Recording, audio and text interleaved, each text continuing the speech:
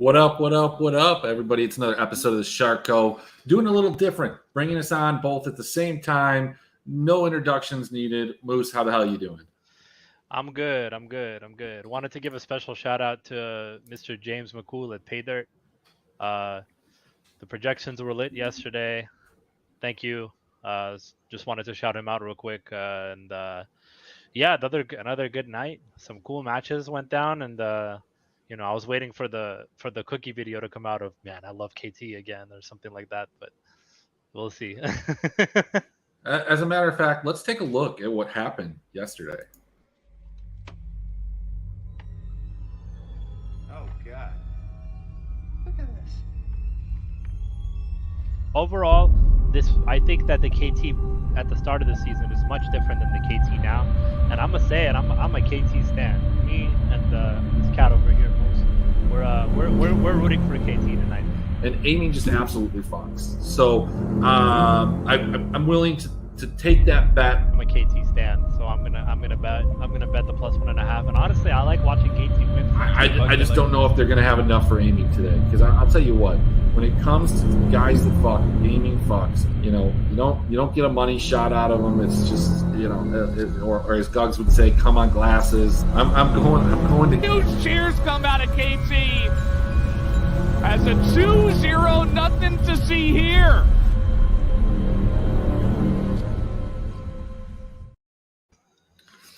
I mean, it was foretold. I honestly didn't know that was gonna happen. I just knew that I had the KT thing in my mind. Oh yeah, no, that video came out earlier. I know you were probably sleeping when it first got posted, but I threw it up on Twitter. It was in the Discords. Cookie surprised me with that. I think that was one of my favorite ones so far, as a matter of fact. But yeah, absolutely. Crushed a couple of them. You were in the running. I think you were asleep. You were in first place in the 333 for fucking ever. In fact, I think the craziness of the KT Damwon series kind of threw you off. I didn't think that, actually looking back, there probably wasn't much of a way for you to retain that spot, because had Damwon won those two games, I think there were some people that would have passed you. Now, I was frustrated because I didn't have a totally great day, but had one of my winner take alls, my 267 winner take all, man, I needed like 35 points or something crazy. I had KT team slot. Other guy was done. I ended up after the sweep bonus just being out like 2 points. So super sucked. Not a great day. Did profit, was pretty on point with Misfits. LEC was pretty good. Wish I would have went on a little more ham on Misfits. I had probably about 50%, somewhere in that range. That wasn't good enough. You needed a lot of Misfits, a lot of SK, but I think we were on point on our LEC predictions yesterday. We'll take a look at that slate after we get into this one. Let me take this screen to here, and let's. I was first in the 333, really? For a long time, man. For a long time. I think maybe if Damwon won a game and then the last game was maybe like a small like 10-5 or 12-3 win, maybe something like that would have happened. The KT 2-0 probably overdid it. But just to kind of talk about that, the reason why I went with KDF was because I felt like their ownership was probably non-existent. And when I looked at everything that was available yesterday, it just felt like Damwon was perfectly easy to fit in every single category. You could fit them with any team. You could fit them in any way you wanted. And it didn't really feel like something I wanted to play with. Everybody was going to have that kind of stack, and Damwon are just the kings of letting us down in good spots. So actually, I watched the two Bro KDF games. I didn't stay up for game 3, so I didn't know that happened. But man, that was embarrassing. Like, what the hell was that? Like, I woke up, I was like, let me guess, KDF 2-1, and then I like looked, I was like, wow, it really was 2-1. I couldn't believe it. Yeah, man, that second game, four Barons, just absolutely no reason to lose that game. It was shades or reminiscent of IG just a day before, losing the game around a Baron. And these are things that you see with bad teams. Bad teams that aren't used to being in that position are oftentimes going to make mistakes in those positions. It's something that you have to account for. But the same can be said about KDF. So take it for what it's worth. It's just it was wildly frustrating because I did have a lot of bro lineups. And to make the slate even weirder was the 11-3 Weibo. I mean, almost to a T when I went on my rant and predicted how this slate was going to go game by game, series by series. It was pretty fucking close. We missed a couple games. I would say it was like an 80%, which is barely a min cash. So very reminiscent of what money I got back. Fastest slate I've ever seen paid out for an LPL LCK slate. DK really got out there and got us our money pretty quickly. But that's ancient history, Moose. We have to look ahead. We have to use our ability to prophesize, see the future, and give the people what they need. And that's the winners or the winning situations or just complete fucking losers. One of those is what we're going to give you, and you just have to decipher what it is. This first game, is this like, look, this slate is full of bangers for different reasons. There is one kind of dud, but this isn't one of them. DRX and Sandbox, these are two middle of the table teams. I think after yesterday, we can kind of sort of safely say KT is that number 4 team, but they have a couple teams just nipping at their heels. And I think the winner of this series right here kind of cements themselves as that number 1 contender for quite possibly the 4th spot from the LCK in Worlds. Now, good news for the players. Neither of these teams have sold, so their motivation will still be high. Shout out to Mike B for that fucking gem. What a guy. God, it was fucking stupid. But anyway, so we got DRX, Sandbox, relative pick'em. I'm really interested into what you think here, Moose. I think that there's a bit of bias in my take here. I'm a Sandbox guy. I like Sandbox here, but I don't know if I'm in the right spot. You tell me. You're the master of the 4 a.m. LCK, 1 a.m. your slot. What's going to happen here? Yeah, a really interesting slate and a really, really interesting approach in the terms of the games that we have tonight. And starting off with what I think is probably just a pure coin flip is this DRX Sandbox matchup.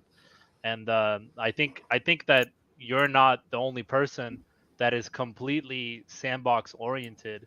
It feels like the chat, everybody in the Discord loves Sandbox. DRX is generally frowned upon, but when they come through, they come through well. And Sandbox themselves, a really really confusing loss recently to Nongshim. Coming off of that, it didn't really feel like they had a grasp on the game as much as they had at the beginning. I don't know if they're cooling off or what's happening with them, but they started off the season hot, and they do have a very non-LCK style. They have more of an LPL style where they like to challenge objectives, as we saw yesterday from the two garbage teams that play the way LCK teams play. If you're behind and it's time and the team you're facing is grabbing an objective like a Herald or a Dragon, then it's better to just give it to them and try to scale into 3 or 4 items than it is to fight. And Sandbox doesn't really respect that rule. They kind of play the map how they want to, whether it's early picks, late picks. I honestly think that this is going to come down to Draft Kingdom. Well, we are going to play it on DraftKings, and so that lays into place. Let me ask you. You brought up a point. You said that the chat, the Discord, tend to like Sandbox. The chat, the Discord, don't really like DRX. Now, do you think it's because, to coin a wrestling term here, babyface Nate? Nathan's a babyface within the chat. Doesn't have a lot of enemies, only blocked by like one person on Twitter who is not in that Discord. We're all blocked. It's a private account at this point. But look, he backs the Sand Sharks, the Sandy Boys, as Gelati would say, another baby face in the chat. Whereas DRX was continually backed by one, who you might say is a heel in Baby Go. Do you think that those dynamics play into the psychology of this game here? Yeah, maybe. I feel like the fact is that Sandbox just in general are a more exciting team, and Gelati's been touting them for like 3 years, and they have players that are very dynamic and they make these big plays, and for me it just feels like this is honestly two teams with good records. I believe their records are now even, right? I think they're both 8-6 or something. Yeah. So DRX is 7-6 and Sandbox is 8-5, and a match where they both need the win. It feels like everybody is going to be looking towards the Sandy Boys here, in a spot where DRX are not as bad as it looks. And if you just compare lane by lane, I mean, it feels like a very, very even matchup. I mean, I know people like explosive players like Closer and Prince, but Deft is a seasoned veteran. He's just playing champs. He's just playing champs where I don't feel like they're prioritized around him. Zika is he's won slates before. We know what he's capable of. The jungle is just probably DRX's weakest point at this point, because they're still figuring that out. And this is kind of like the matchup of one of these teams is going to show up and the other one is not, and this is kind of where we have to figure that out. Yeah, so look, here are 2 points that we're going to leave you at. I don't really have a ton of input in terms of bets, but look, Sandbox have been riding a high. This isn't a team, and we've talked about it, ad nauseum over and over. So if you're new to the show, hey, welcome. This is a new comment. If you've watched the show more than 2 times, sorry for repeating myself, but Sandbox doesn't score a lot in terms of the kill charts. You can see it right here: 13, 14, 17, 11. This isn't a team that scores a ton in that regard, but they are a team that scores together. So you do see, decent scores, and at times slate optimal scores, because they do register quite a few sweeps. Now, on the other hand, we can see that they have been giving up some deaths. 15.8 it's not a high number. This isn't the LPL, but this is, pretty high for the LCK. And when you look at what DRX has been able to do recently, and over the season as a whole, there's quite a few 20 kill games. 16.2 is the average. I think that this might be a spot that we ride DRX, and I don't know how that's going to work for pricing, and I don't know what the public sentiment is going to be, because a lot of people just got burned. What was it, 2 days ago, playing Sandbox? Are they going to go back to that? Well, I don't know. There's some really, really high scoring, nice spots. So I don't think so. I think that this game may be overlooked. Depends on pricing. Both of these teams have had some explosive games. So while, you could take your pick, I don't think that there's definitively one way to go from DRX or Sandbox on the betting line. I do think that if you want to get a little wild, you want to get a little crazy, you want to go and hit those plus 1100s with me, fuck it, let's do it. Let's try it again, baby. Plus 1100, 32.5. I'm going to ride it on all 3 of these games. It just has to hit one, and clip it. All right, let's go. Let's game. We're going to stay in the LCK. Sorry, my eyes are watching my boy leader here try and win me some money. Thankfully, I tried to bet a 2-0 for Golden Guardians. They did not win it in the first game, but Bovada severely limited me on the game, and so I thank them for that, because they saved me some money. But it looks like leader's going to be winning me some. T1 GenG, look, this is a game that you're going to want to watch, but is this a game that you want to bet? Is this a game that you want to you want to put your hard-earned monies on, your Bitcoins, your Ethereums, your NFT cash, your hard-earned Instacart money, wherever you're getting it from. Do you want to put a minus 130 on GenG? Are you taking the even money on T1? Look, for me, this is a game that I feel like I have a rooting interest in. I like GenG. They just won me a bunch of money. I'm going to go ahead and pay it forward. I'm going to bet on GenG minus 130. This isn't, a ringing endorsement for me. This isn't a smash spot. This is a fan spot. And sometimes, look, you play disciplined bets throughout the season so you can play some stupid parlays. You play disciplined bets and don't go crazy on your units. So you can bet some games regardless of whether or not the lines are sharp, just because you want a rooting interest. And that's where I'm going to go. I think the other thing that you can do here, Moose, if you just want to be a wild and wacky bettor, you could probably take some of these really low kill totals, maybe like a minus or like an 18.5 and under at plus 190. I'm not crazy about those. Probably won't. I'm betting GenG. That's all I've got. What about you? I wish they had Bruce Buffer or somebody in the Korea that would come out for this matchup and just start going like, let's get ready to rumble. But then the crowd quiets down because it's a 9-3 type of game. Honestly, I don't know. I don't usually bet over 2.5s, but it feels like this is going to 3 games. And I don't know who's going to win, because every time we tout Gen, and we know that Gen, on paper and the way they've performed, they're just crisper, they're better. T1 giving up games to Brion, KDF, and KT makes you wonder what is going on with their games, giving up so many games. Easy losses. Yeah. Just and when we're watching these losses, it's like, I don't know, to me it just feels like they try, and then if they get like Draft Kingdom, or if they just aren't in that map, they just kind of, okay, next, we'll play for 3. And it feels like that's kind of what we're getting tonight.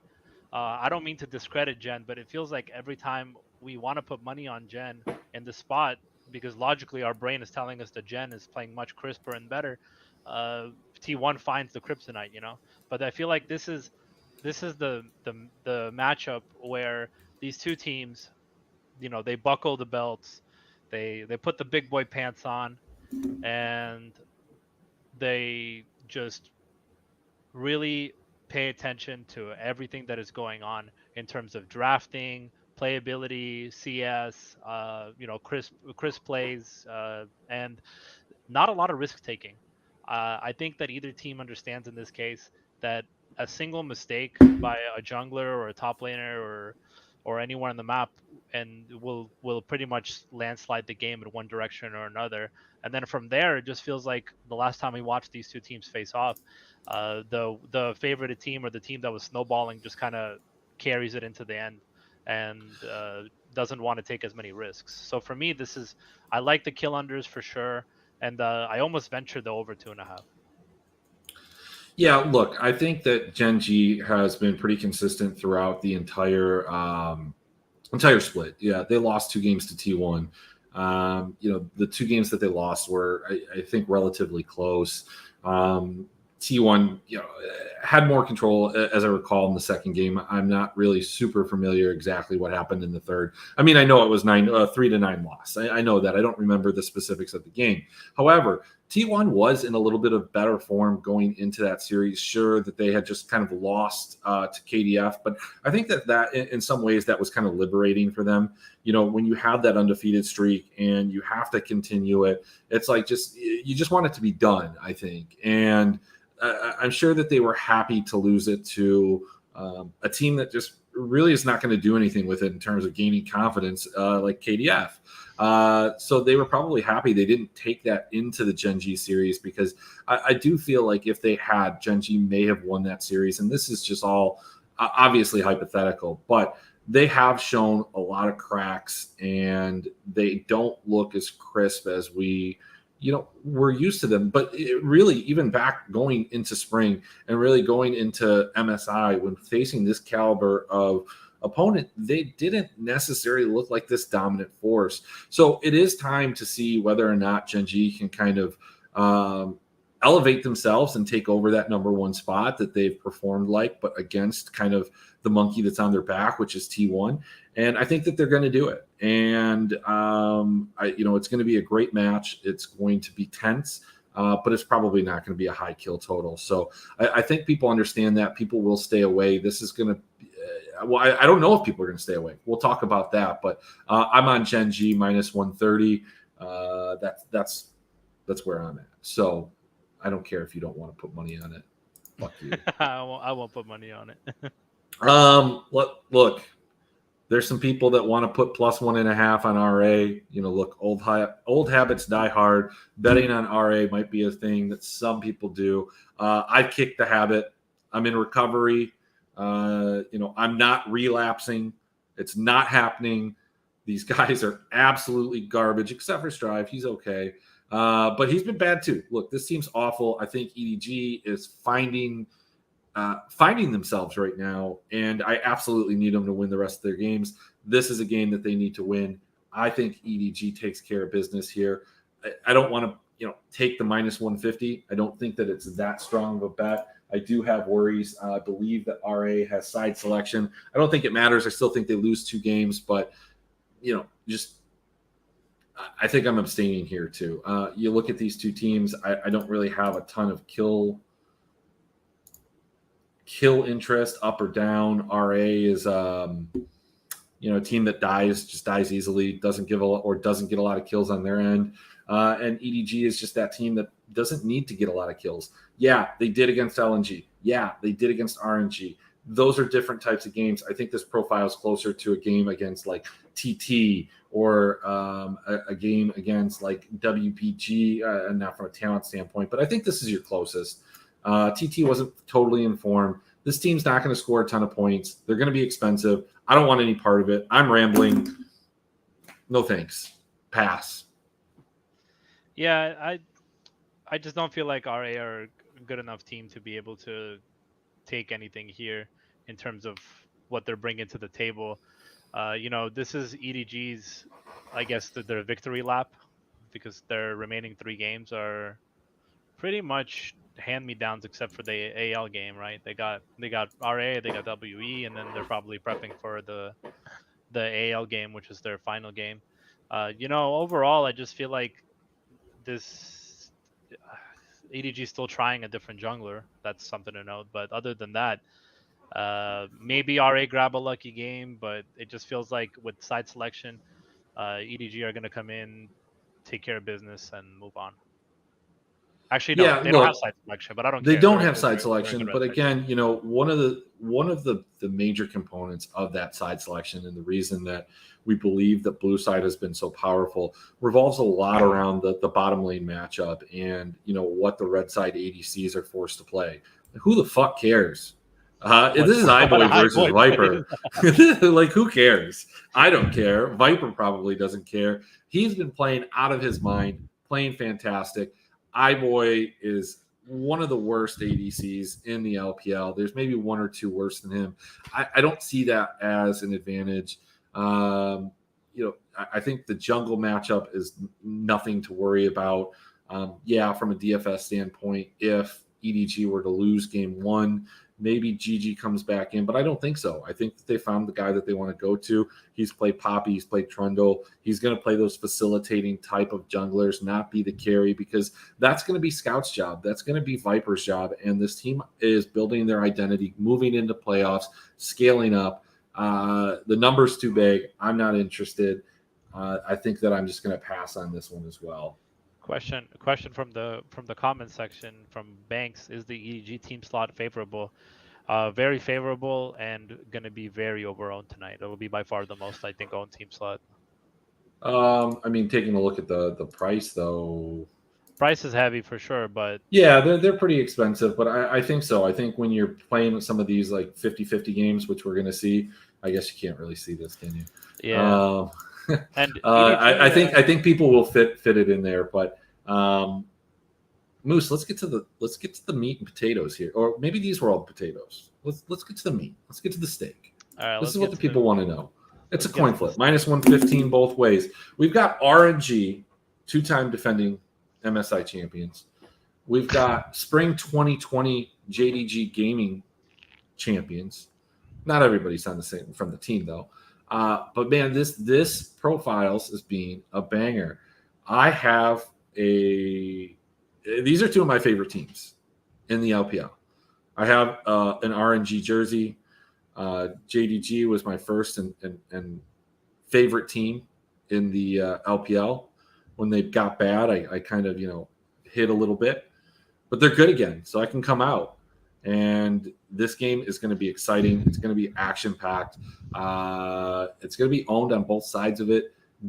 Look, just like GenG, I have a bet that I'm making here, and I don't think that the line's wrong. I think that this is right. But which way are you going with this? Yeah, so RNG have a lot of games to clean out. I think they have 5 games remaining. That they on Monday night or Sunday night and Monday morning they cleared out RA and without side selections they were fine there, and a very cheeky win for RNG. I actually don't think you even have it as a win, but a very cheeky win against EDG by the by the hand of God cannon barrage that stole Baron from EDG and completely flipped the game. You actually have it posted as a loss for RNG on your record list there, Oh yeah, and that's right. it should have been a loss, um, because I can't believe it. It was it was miraculous. And you RNG are the kings of that, right? Like whenever RNG pull off an upset like that, you have to ask yourself like, how did they do it every time? How do they figure out these situations where they somehow win? Um, Going up against the best team in the LPL other than top esports, I don't think side advantage really matters here. And to me, this is the only reason why it's a coin flip is probably because of side advantage. But I still feels to me like I would like JDD in the spot, but a true banger in the terms of this game going to 3 games and having the possibility of going over in all 3 of them. Yeah, this is another one of those that we can probably take a look at some of the crazy lines that are there, but I don't think we're going to get. Yeah, see, the problem is it's like 37.5 versus 31. You're getting plus 650 instead of the plus 1100. That strategy is by far more plentiful in the LCK because those games go over just as frequently as the LPLs do in terms of range of outcomes at times. You just don't see it coming. Here you see it coming. You're not getting the odds. Man, I think JDG wins this too. JDG and RNG have both quintessentially shown that they have a hard time closing teams out in 2 games unless they are significantly inferior to them. Think BLG with the shit can lineup. Think RA. Think that some of these, even JDG. I mean, they lost to RA. RNG lost to WE. These guys have dropped games, so I don't expect this to be a sweep. That being said, JDG did just sweep Victory 5, and I think that we'll talk about that a little bit more in DFS. For me, what I believe, I think JDG wins. Probably going to do a JDG, GenG kind of parlay, put it together. Not going to bet heavy tonight. Maybe a unit on the one game, a unit on the game, and a unit on them together. And that's kind of where I'm going to stick and stay. Yeah, I think you just have to ask yourself does side advantage play a role when you're going up against the best team in the league? RNG just had side advantage on EDG, and it ended up being, not worth it because they should have lost game 3. But okay, overall JD are they're crisper, they're better, and I think it honestly also comes down to who's gonna get Gangplank. Because are they gonna ban it? Who's gonna get him? Is it gonna be 369? Is it gonna be Brief? Because it feels like the only time that Brief does anything is if it's on GP, and it just feels like the the JDG right now are a little bit more cohesive, but it's like 1A. You're comparing 1A, 1C, or 1D in that regard, and uh, would not be surprised to wake up to 2-1 either way tomorrow. And very interesting to see that we only get 2 LPL games today. Where the hell is my third LPL game? Because that was going to be It's not. There's no more. I'm done for the split. I wanted my third LPL game because I would have just Yeah, we're done with 5 gamers. the Sorry, early Moose. games always bang, dude, and now we don't get them. So this is our banger of the night, and yeah, it's a good one. Yeah, so let's take a look at how this breaks out for cash, because after all, this is more or less a DFS show. We talk betting to go into it. I don't know how many of you watch for the betting content. You can drop some comments in the chat if that's why you're here. I think most of the people are here for the cash game lineups. Most of the people are here for the ownership. Most of the people are here for your cat. Let's talk about who we're going in cash, and it's quite obvious. You're building your cash game lineups around none other than Edward Gaming. This seems like the safest of the lineups. Moose, where do you want me to start? There are literally 6 teams I can pair them with. Where do I start? Well, when you have 3 coin flips, I think you just pick who the best team on the board is, and for me that's going to be JD. I think it's JD or Gen, one of the two. Let's take a look at how it breaks out from a standpoint. Now, if you go with GenG, you can get Ruler and Viper. That's super attractive, a 571. If you're going with T1, you're getting a 571. Still can get, a Captain ADC. Now, if you go with JDG, it's a 640, significantly higher.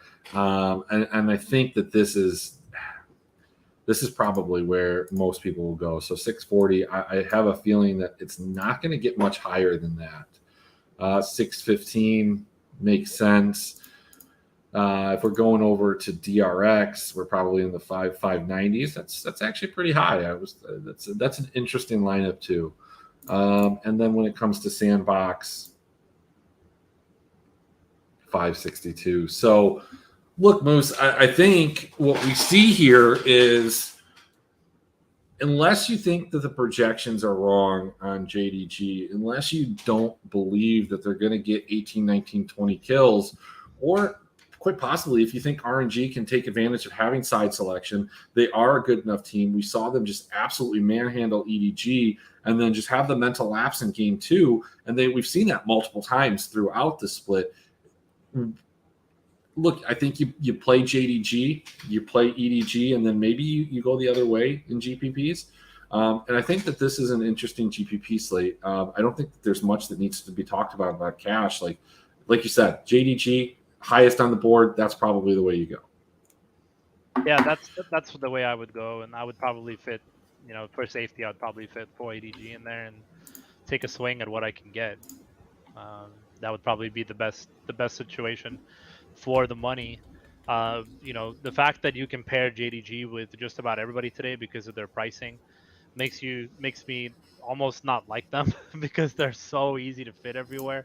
With that being said, the T1 Gen game is going to leave much to be desired. I think we know what we're getting from Sandbox and DRX, and pricing today is so close that some of these teams are so mispriced for where they would actually be on a bigger slate or where they actually are. You have DRX at the bottom of the barrel because they're the dogs on this slate, and you have them all the way at the bottom.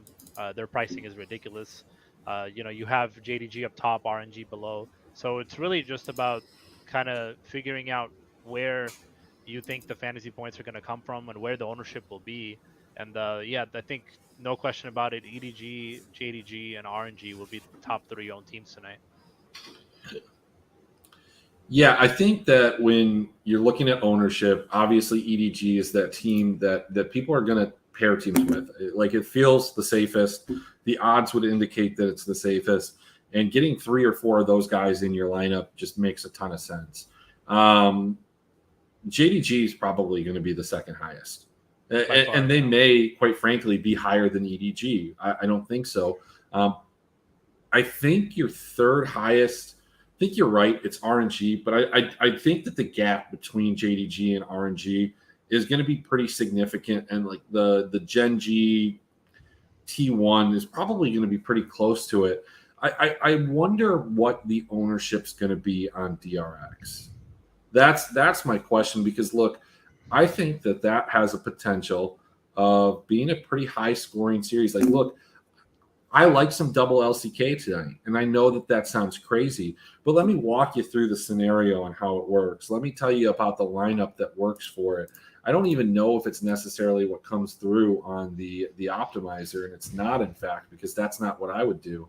I think we go off of what do we got here? What's going on? We can't. Oh, because it's not the captain spot. I think you maybe do something like, let's go get my boy Peanut, and then you go get the EDG. I mean, look, I like that lineup. I'm going to see it places. Here's how this works. DRX 2-0 Sandbox. Sandbox is reeling. They're just reeling. You lost to Nongshim. You fucking lost. You lost it. You lost it. It's gone. DRX, they have it. They have it back. Zika just absolutely fucks on the slate. RA, wet noodles, EDG hits him with the stick. It's 2-0. It's done. We're talking 15, 16 kills. Typical EG, or EDG, massive gap performance. Game's over in 23, 24 minutes. Both of them. Then we go to RNG and JDG, and RNG comes out and shocks the world. Okay. Doesn't necessarily, it's not a shock, but they come out, they win 20-4. Okay. They come into the second game and they lose 20-4. 18-4. And then they come out in the last game. The last game is really kind of what depends on making these teams viable. But they come out, they win the next game, let's say like 15-7. Neither of these teams are optimal. All the fucking ownership is on both of them. T1 comes out, absolutely just gets dominated by GenG. GenG is styling. They figured out how to style. 27 kills the last time we saw them on the Rift. And all of a sudden, this lineup that I have here is optimal.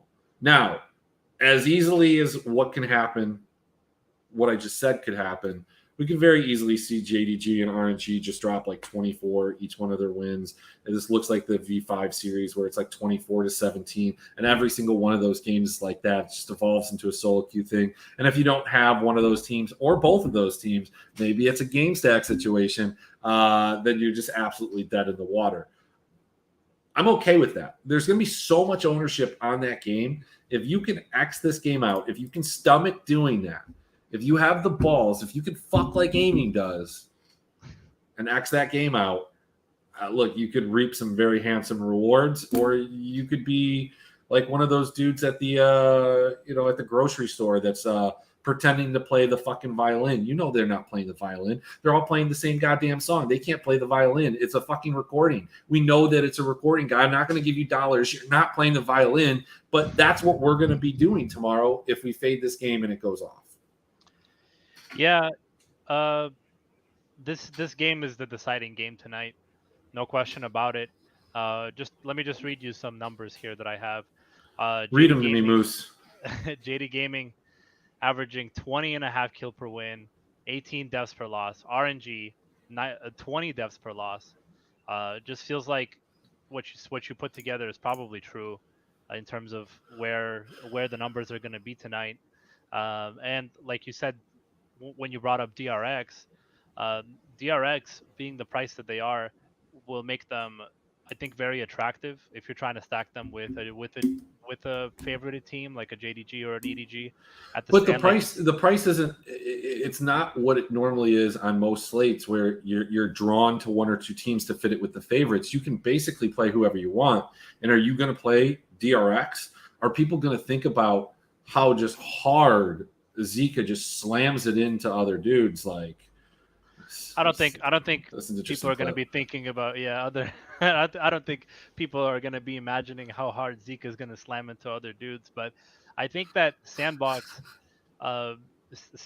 being the favored team tonight on the slate and priced accordingly will probably might be a little bit overlooked. And just that entire game I think will be overlooked. But it just feels like because this other LCK matchup is so I don't know how to put it, difficult to read in terms of their expectations with their kills. It does feel like you have to either take a shot on the other LCK game or on EDG actually doing something. Well, and here's a question that I have for you, Moose, and let me pose it to you. Sorry, I just saw somebody say 4RA somewhere, and yeah, sure, in the 15. T1, I mean, I probably will have one or two. T1 versus GenG. Like, look, these teams are cemented as 1 and 2. I don't think that it matters whether you're 1 or 2. I'm just gonna peer into the summer playoffs and the way that this works. I don't think it matters. Like, look, hear me out. I've made the case on why DRX and Sandbox are interesting. It's gonna be overlooked. It's an LCK game. People aren't gonna play. I appreciate everybody that watches the videos, but despite the fact that we continue to talk about LCK, despite the fact that they continue to fuck, despite the fact that they're in the optimals all the time, motherfuckers still don't play them. Okay, and that's on you. That's on you out there, not you personally, Moose. But when it comes to GenG and T1, this is a finals, right? Like, this is a finals. What are they going to show here? Do you think that they're going to practice this like a scrim? No, I think that there's a possibility, Moose.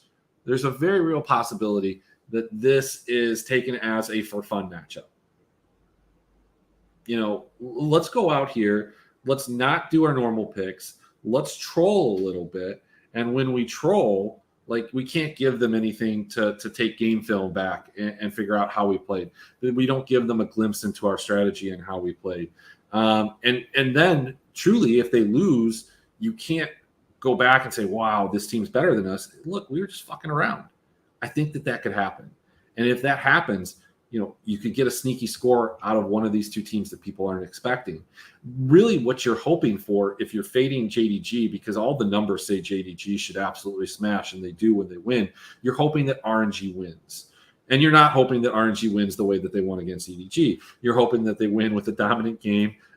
They don't give up a shit ton of kills in game 2, and then they don't get stomped and have to rely on some really weird, quirky luck from a Gangplank ultimate to kind of win that game. That's what you're hoping for, and I think that you're going to be benefited from playing that over trying to figure out how to be smart and play for JDG or something like that, because it's not hard. You can put it in there. You're not making decisions. You can hope captain with everything. This isn't like a missing captain slate. So that's the hill I'm dying on, Moose. That's it. I mean, no JDG for me. To your favor, I feel like ownership on both Gen and T1 will be abysmal. An abysmal voyage. Especially T1. T1 averaging a low KPW, Gen not giving up a lot in their losses, Gen not losing much. It. I can't get away from this from all this juice, baby. I can't get away from the juice and the LPL, man. I can't do it. I love the LPL. Yeah, you and everybody else. That's the thing. So look, I'm firmly going to plant my flag here, and I understand that tomorrow I'm going to say to myself, what the fuck was I doing? The kill per win, DPL, they look like shit, trying to get too cute. Or I'm going to look like a genius. So, depend if I look like a genius, we've got some clips. Maybe we'll have a show tomorrow. If LPL, chalk and JDG just absolutely smashes. Break down ownership for me. Break down ownership for me in the 15. I think EDG probably comes in the 30s, like low 30s, high 30s, high 20s at the least. I think JDG is low to high 20s. RNG is low 20s, teens. And then I think everybody else is trickling in like 15% or less. I don't know if anybody's less than 5%, but I don't think DRX or Sandbox are going to be owned. And yeah, that's kind of where I'm thinking. RA will be sub 5%. I'm sorry. Yeah, I think it comes down to I think it comes down to what EDG does and what the Sandbox DRX matchups actually looks like. I really think that's kind of where that will determine the tournaments in the slate tonight. I mean, cash is a no-brainer, right? It's EDG and pick your poison. But look, Moose, it's like you said. It's what is EDG going to do? What is JDG going to do? What is RNG going to do? Yeah. What is GenG going to do? What is T1 going to do? And will Sandbox and DRX do anything? You do walk a fine line with that game, though. Same thing with GenG and T1. You almost need them to be a 2-0. I feel like that there's just such a high probability of a low kill total in a loss that it just completely craters their upside if you do it, if they lose. Yeah, it does crater their upside, especially in a slate like tonight where we have 3 or 4 teams that have the possibility of going off. I think that it's a really interesting slate, more interesting than yesterday, and I personally in tournaments I'm on your boat. JD Gaming are going to be highly owned, more in some spots more owned than EDG, and playing around that ownership is going to be the decider. I think that JD Gaming also could be like we talked about G2 just slamming slates at 30% ownership. That could happen as well, but I'd rather take my chance and play the contrarian matches. Yeah, look, if you're fading JDG with me, what you're hoping for is kind of an LNG series. That's what you're hoping for, a loss, a 19-17 total, or a TT series, but maybe with a loss built into there. And so it can obviously happen. You can see it. Most of their totals are absolute smash spots. To add to it, a lot of the losses that RNG has had have been big losses. They don't lose gracefully. So, proceed with caution. I say that I'm fading JDG. I'll probably have some hedge lineups without a doubt. Maybe with DRX, maybe with Sandbox, maybe with something like that. So something that's off the map, or maybe with 4RA. So Moose, that's what we got for the LPL. That's what we got for the LCK. Let's just take a quick glance at what we've got for the LEC. SK Misfits. This, look, I don't have a lot of betting takes on this. I said SK was better than Astralis. I thought you should bet Misfits. They seem like a smash spot in DFS, and they in fact were. I like this SK team. I just think that this line is super close for these two teams. I'm probably, as it stands right now, going to abstain from betting here.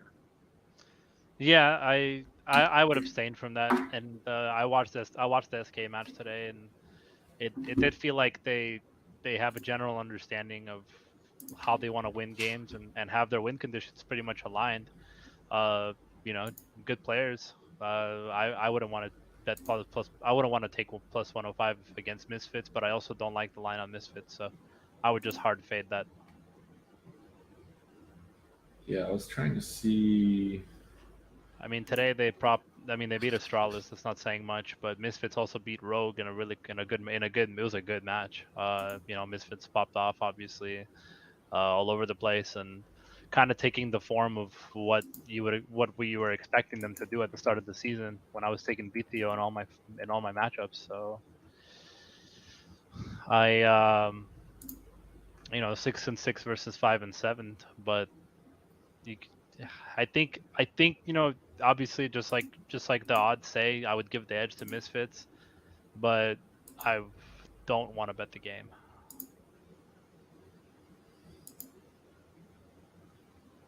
Yeah, give me a second here.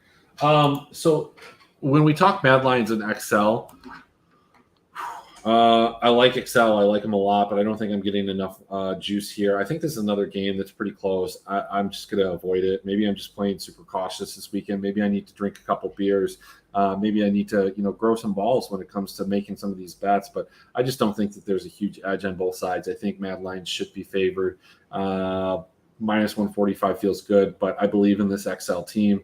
I think that they can win this game. And so I'm going to abstain here. Same thing can be said about Rogue Astralis. I think you bet Astralis, right? It's plus 270. Rogue has looked very timid at times. They do appear to possibly be one of the best teams in LEC. Well, not possibly, but maybe the best team. I think right now Mad Lions are that team, but they should beat Astralis. But at plus 270, that's a disrespectful line. You have to bet it every time, right? Yeah, I was surprised to see how badly Excel folded today against Vitality. Really, really unexpected, and I feel like the LEC is like the closest division right now in terms of all the teams, and that's good to see. It makes it entertaining. You have Excel, G2, and Vitality at 7 and 5, Fnatic, Astralis, and SK Gaming at 5 and 7, Misfits in the middle, and overall it just feels like it's like an any given Sunday type of thing, right? If Excel wins tomorrow, I'm completely understanding of it. If Mad Lions win tomorrow, it makes sense. Um, I don't necessarily think that Astralis can beat Rogue. Maybe you can't even look at kill spreads in that game because Rogue really doesn't give up a lot of kills when they lose. Yeah, I think the problem that I'm running into with all of these games, they're not ones that I want to bet. Not at the Lions. I mean, G2, I don't trust them. Not at minus 190. Vitality, I never trust them. They, obviously had a win today. Maybe that's clouding my confidence, but I've just laid so much money on G2 as favorites and been burned so many times that I'm not going there. And I'm certainly not betting Fnatic at minus 600. BDS at plus 365 continues to be a spot that I would bet just out of principle on a best of one.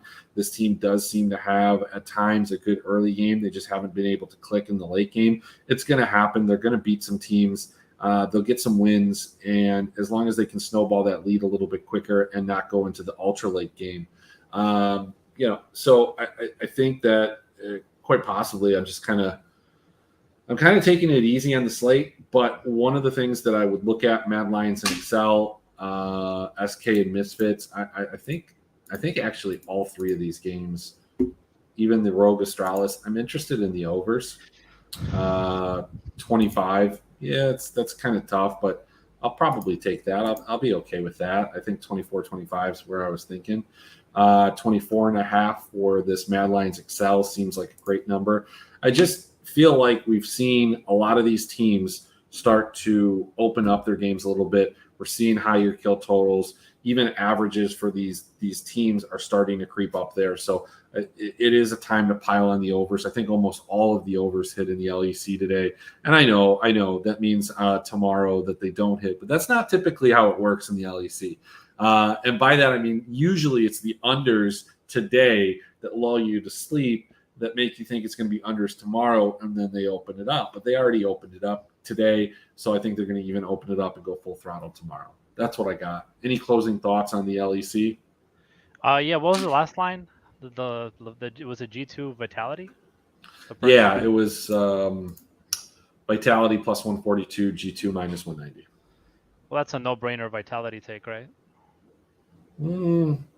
I think if you're going to bet aside, look, if you want to make a bet, yes, I go Vitality. But I don't think it's a no-brainer Vitality.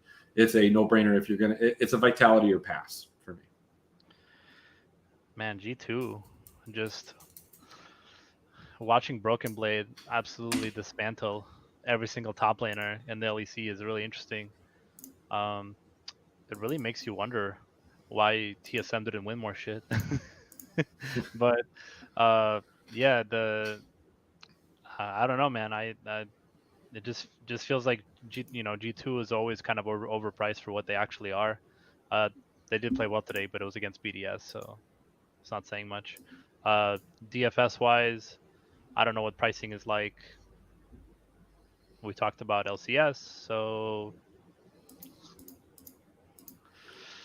that's the gist of it, guys. So thanks for tuning in. Moose, thanks for being here. I'll let you know if we're going to do it tomorrow. If not, maybe we'll see sometime in the end of August, early September for Worlds. EU Masters is towards the end around that time. Maybe we'll be around for that. I mean, I'll be around for that. I'll be here. But Moose, tomorrow? we'll see you back for Worlds if you're not back tomorrow. Yeah, if I'm not back tomorrow, I'll see you guys at Worlds. Luckily, there's not much left. There's only 5 Asian slates left, so Not so bad. Is that it?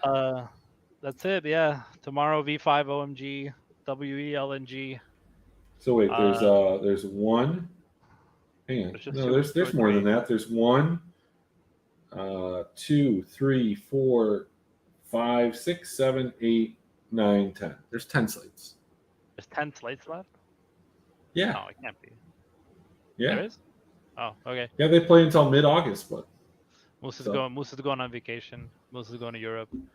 Tomorrow's a crapshoot when it comes to LCK. all right, guys. Big take. I'm fading JDG, and at least I might have a handful. Moose is going to play JDG. I'm going against it. Whew. We'll Rough- see you guys rough when we day see you. for- See ya.